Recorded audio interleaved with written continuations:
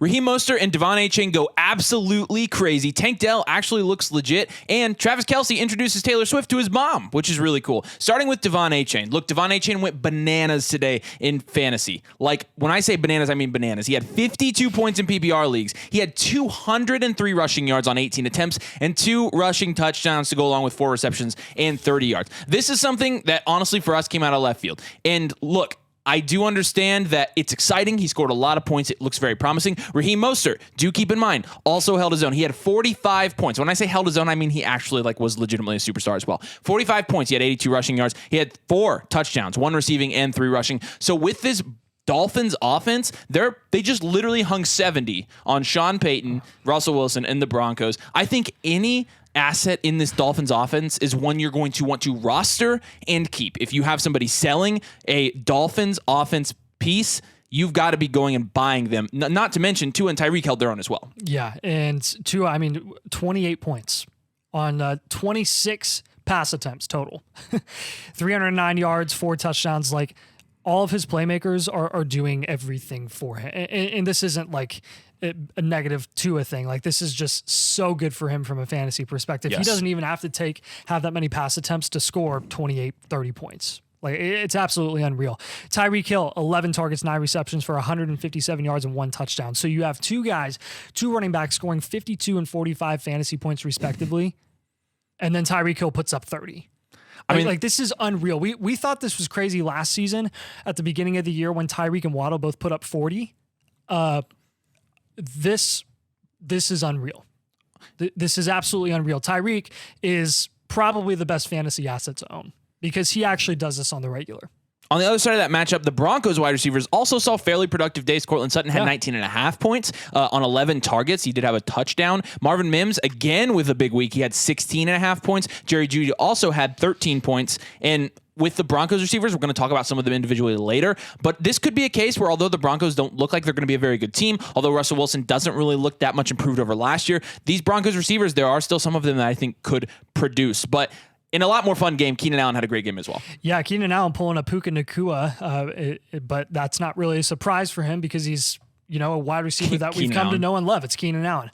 45 points on 20 targets, 18 receptions, 215 yards, and he had a touchdown pass. Just an absolutely awesome day from a fantasy perspective for pretty much every player that was on the field in that game. As we expected, Keenan Allen just doing super, super well. Mike Williams injured, but also was putting together a really good game, putting together consistent numbers over the last couple weeks as well, which is exciting to see. Honestly, we're fearing the worst for Mike Williams' injury.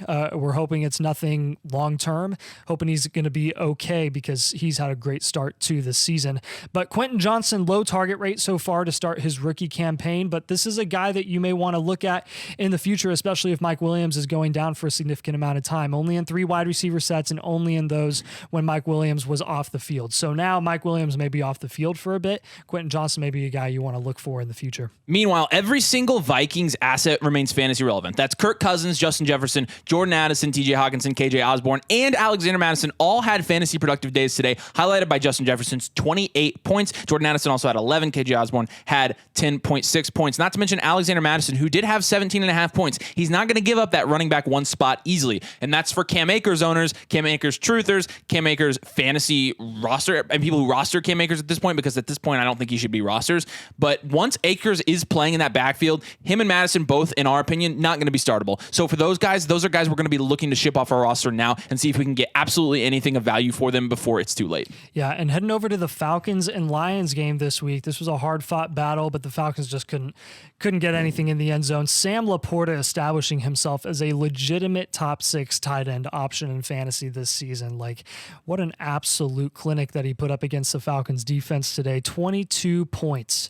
I think he finished as a tight end 1 this week. So he's looking really, really solid and really absolutely incredible. Yeah. Deebo, we also had a vintage Deebo sighting this week on Thursday night, had put up 25 points in PPR, his second straight 20-plus point game. Obviously, that could have been boosted a little bit from the Ayuk injury, but everyone in that offense just having an incredible fantasy night. CMC with 22, George Kittle with, I think, 15, 16 points. George Kittle had 29. Well, a tight end premium leagues. Okay, so without that, but though he had 20 points. He had a great game. He had a great game. Yeah. Travis Etienne, 100 total all-purpose yards or more versus the Texans. He had 17.8 fantasy points. That's going to be on 4 receptions as well, 450 yards. He did have a touchdown vultured by Tank Bigsby, which kind of stinks because Tank Bigsby literally had 2 carries for 10 yards and a touchdown. But again, Travis Etienne, it is nice to see him get some production early in the season, and it's looking like he could end up being at least somewhat fantasy productive. Yeah, it absolutely is. And then Tank Dell, we got to take a big L here on Tank Dell. I know people already are wanting us to because they're already going in the comments for some of our older videos. We were wrong about Tank Dell. We told you not to waiver him. We told you he was a sell, and we told you that Nico Collins was going to be the guy there from here on out, and Tank Dell would be inconsistent. It's looking like that may be flipped. Tank Dell putting up 5 receptions for 145 yards and 1 touchdown. So that is impressive with him. I mean, that's some big playability. 150 yards off of 5 receptions is very impressive, especially against the Jaguars defense. That's a very respectable secondary compared to what the Colts have been showcasing over the past couple of weeks. We got to give him his flowers. We got to respect it. And he's a waiver pickup that we're going to talk about in the future part of this video as well because he's still available. Yeah, the good news is it is not too late for Tank Dell.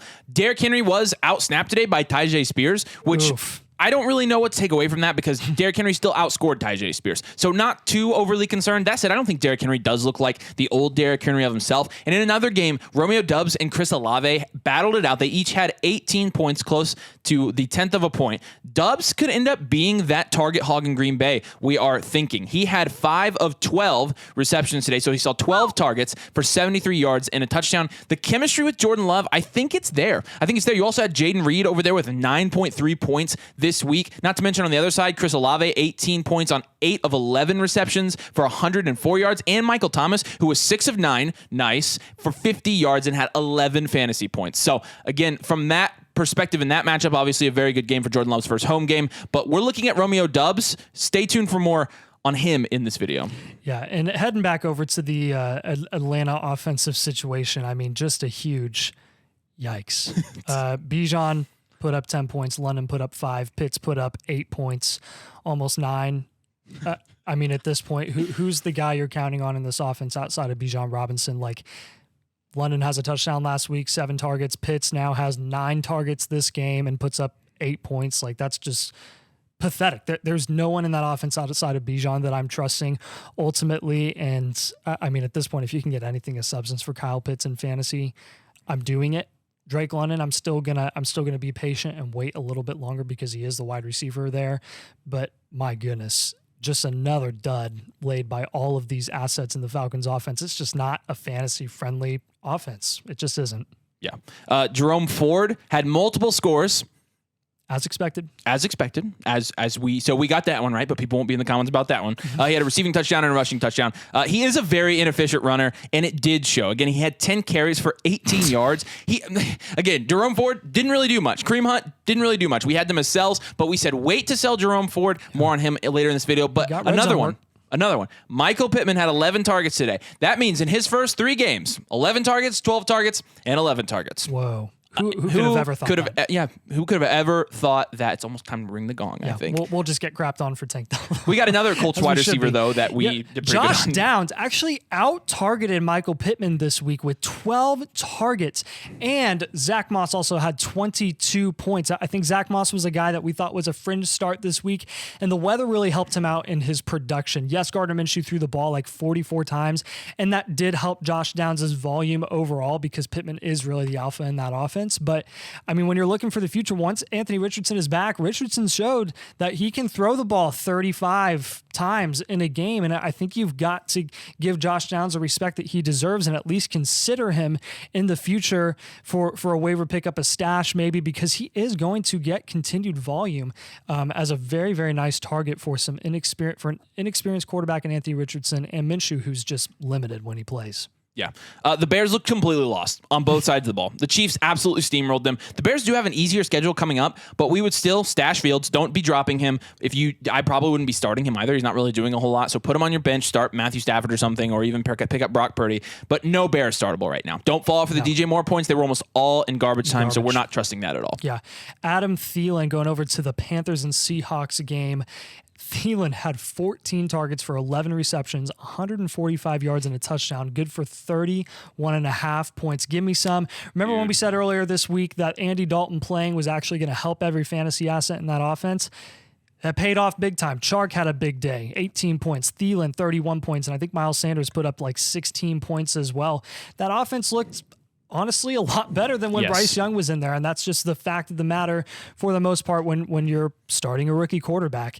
Kenneth Walker also had his best game of the season so far, 30 points off of 2 touchdowns, 18 carries for 97 yards. He was decently efficient, obviously, with those carries as well. So some nice receiving upside. Three receptions on 3 targets and 60 yards. So he had a big reception. Big reception. So very encouraging from him. Again, this is something where we're going to continue to expect him and Charbonnet to split time as the season progresses. But right now, Kenneth Walker's the guy to start. Kenneth Walker's the guy to have, and he's a must start every single week, regardless of the situation. Some other must starts here are going to be James Conner and Marquise Brown. While we thought, okay, there are going to be weeks that we can't start these Cardinals because the offense is going to be awful. They're going to have matchups like against the Dallas Cowboys where we actually told you, hey, don't start James Conner, but there's a chance he might actually get some garbage time points. Well, actually, there was a chance James Conner was just going to get regular points because he had 19.6 points today, 14 carries for 98 yards and a touchdown. He had 2 receptions also for 18 yards.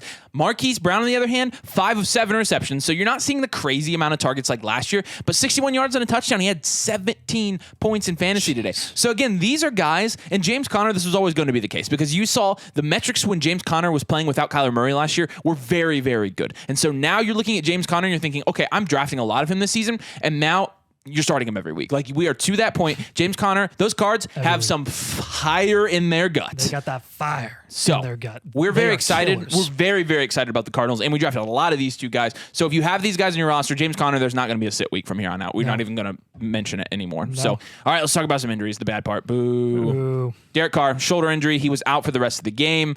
We don't really know a whole lot about that yet, but I think they said it was like an AC joint thing, so we'll see.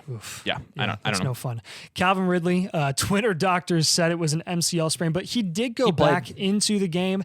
Expect him to be limited in practice probably this week, and maybe even, I mean, if he ends up being struggling more than they expected, because, you know, sometimes adrenaline, you can play out a game and then end up being out the following game. That's a possibility, but we're not super worried. The Jags overall just didn't look very good at all this week. And second week in a row, Christian Kirk outproduces Calvin Ridley. Mike Williams helped off the field. Obviously, like we said before, holding his knee, unable to put much weight on it. This is why we drafted Quentin Johnston, because we knew that Mike Williams was made of glass and Keenan Allen has had hamstring issues in the past. While those guys are healthy, they're must starts every single week, and if they play the entire year, they're league winners, but we weren't expecting that. Mike Williams already week 3 injured, and it could be significant. It could be long lasting. We are not hoping for that. It just really sucks for owners of Mike Williams. Yeah, unfortunately, he was carted off. You kind of saw his reaction, and he had a towel over his head, so not the best optics there. It doesn't look good for Mike Williams, but hoping that it's something where he can come back this season. That being said, we are going to have to prepare for that. And with that being said, let's talk about our waiver ads for this week. The number one choice is going to be obvious here. It's going to be Devon Achane. Devon Achane, again, if you come out in the first game, you get actual like legitimate carries, you have 52 points in a game, you are going to be a popular waiver pickup. Yeah. And he is at 47% sleeper rostership right now. So what does this mean? This means that a lot of people are going to be sprinting to the waivers to pick up Devon Achane. And when I checked last, he was the number 1 trending player on sleeper. So you should absolutely be doing this, because again, when you can get bits and pieces of that Dolphins offense that is first in PFF for offensive grade before this week, they're going to be way out of the park this week after these games are entered in PFF. When you get a piece of that offense, you want to keep it. I think Devon Achane's a guy you want to pick up, and unless you get some outlandish trade offers, you actually want to hold him. And I don't think it hurts Romeo Doubs. I'm sorry, not Romeo Doubs. Raheem Mostert. I don't know why I said Romeo Doubs. I don't, because he's the next name on this list. That's why. I don't think this hurts Raheem Mostert either. I think Raheem Mostert, we had him as a buy. He had 4 touchdowns this week, so say what you want about that. And I'll also just go ahead and do Romeo Doubs real quick because I said his name. Romeo Doubs, 52% sleeper rostership. But Romeo Doubs, again, talking about him and his production. I mean, this is a guy that we think could potentially be the target guy in Green Bay. He had 12 targets this week. And yes, Christian Watson is going to come back. Yes, Aaron Jones is going to come back.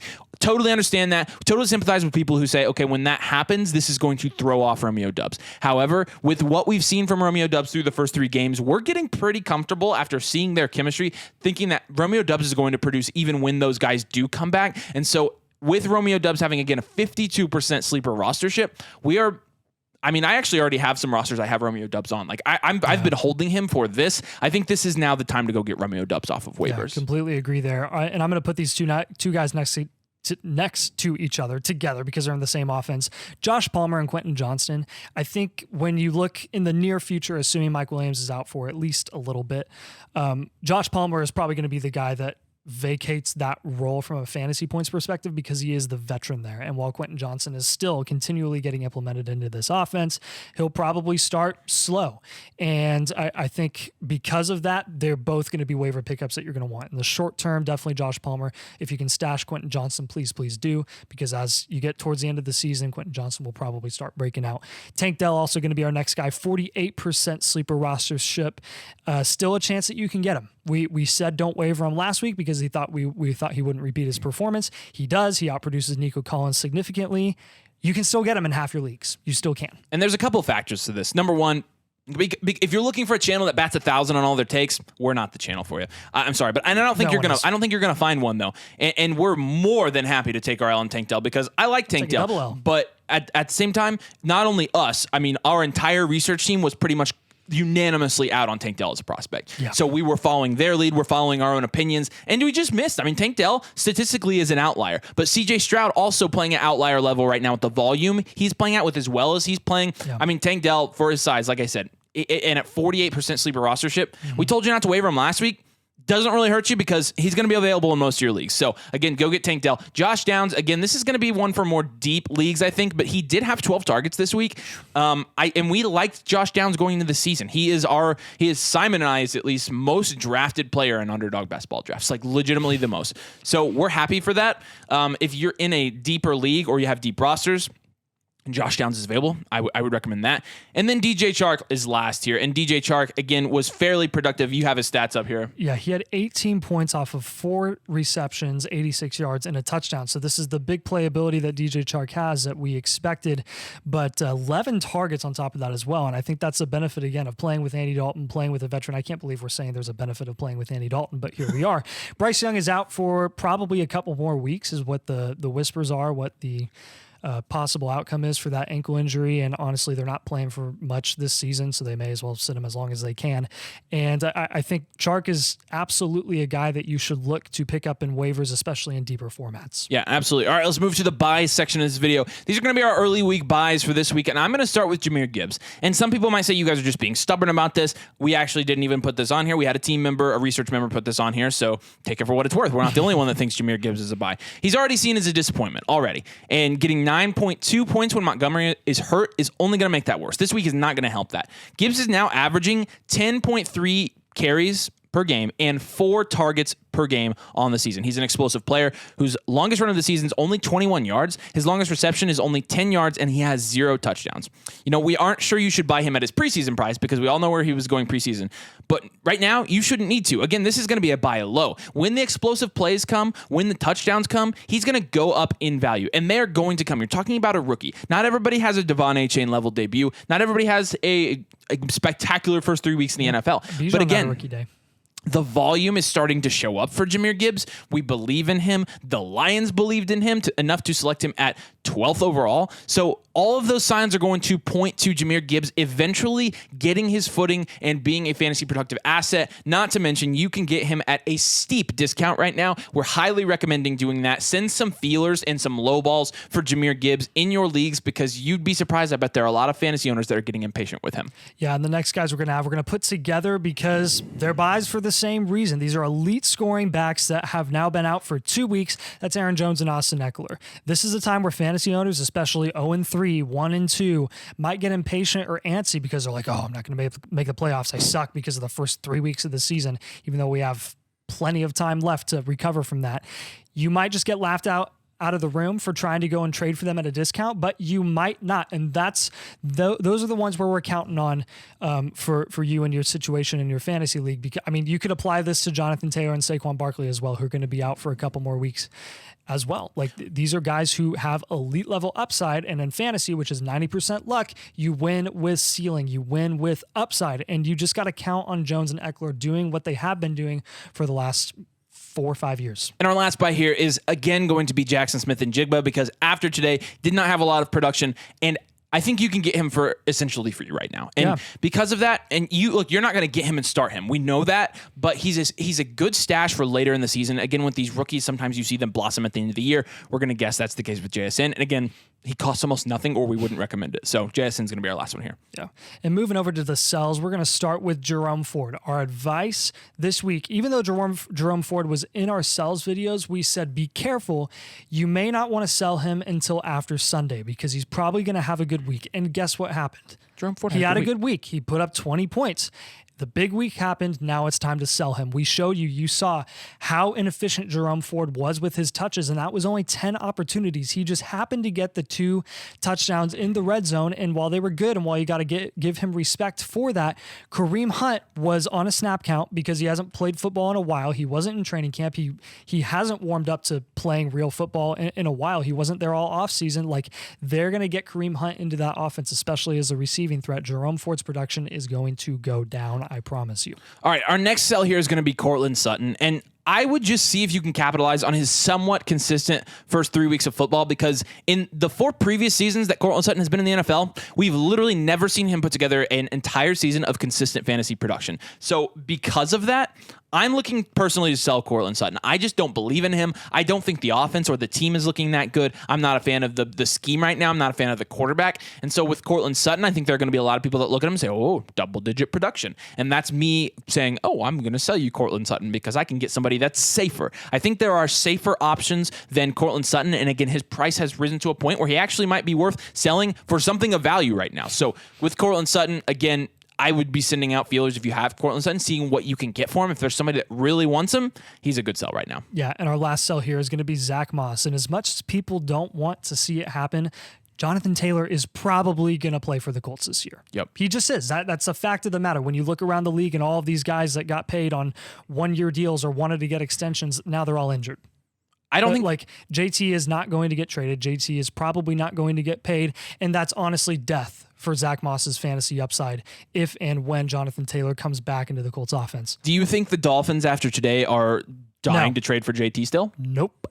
Feel like they don't think they need to. I think they realized today that running back is, you can put any good fresh legs in there that have even some remote talent or some nice aspects in there, and they'll be just as fine as if they had Jonathan Taylor. I think they're feeling good about ending up not being able to get him. But with Zach Moss, 2 really, really good weeks. 2 really good weeks, and that's why he was a fringe start every single week while Jonathan Taylor is out and while Zach Moss was healthy. Start him next week if you still own him, but we're recommending that you sell him before that happens. All right, week 3 of football. That was fun. It was a very entertaining week. Lots of good games. We hope you enjoyed the video. Make sure you drop a like before you leave. It will help this video do well. We have been growing really fast because you guys have been so generous with your likes and subscribing, so we really, really appreciate it. We're going to continue to bring you quality content, although we may not always be right. See Tank Dell. We are going to own our mistakes, and we are going to learn from them. We really appreciate you guys watching and joining us. Have a good week. We will see you later.